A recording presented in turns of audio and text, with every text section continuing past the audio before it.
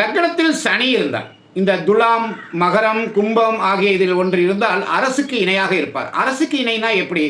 இந்த சனி மட்டும் லக்னத்தில் இருந்தால் என்ன நடக்கும்னா, இந்த சின்ன சின்ன குழுக்கள் இருப்பாங்க, இனக்குழுக்கள் இருப்பாங்க, அல்லது தொழிலாளர்களில் வந்து சில பேர் வந்து குழுக்களாக இருப்பாங்க, அசோசியேஷன் வச்சுருப்பாங்க, சொசைட்டின்னு வச்சுருப்பாங்க. அதுக்கெல்லாம் தலைவராக இருக்கக்கூடியவர்கள்லாம் இவங்க தான். அரசனுக்கு இணையாகனா அவங்களும் ஒரு கெத்து இருக்கும். அதே மாதிரி உழைப்பவர்கள் சங்கங்கள் இருக்கு இல்லையா, அதுக்கு எல்லாமே இந்த சனி வந்து தலைவனாக வருவான். லக்னத்தில் சனி இருந்தால் அரசருக்கு இணையாக என்று சொல்லப்பட்டிருக்கு. மற்றபடி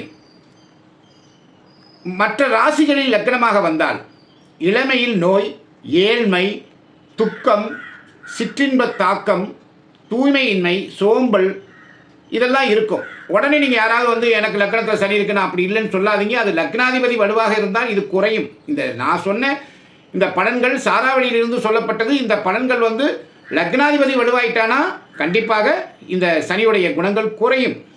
இதெல்லாம் நிறைய விஷயங்கள் ஜோதிடத்தில் இருக்குது. இது ஒரு பொது பலன். லக்னத்தில் சனி இருந்தால், ஏன்னா திக்பலம் இல்லைன்றவாங்க, நிஷ்பலம் என்று கூட சொல்லுவாங்க.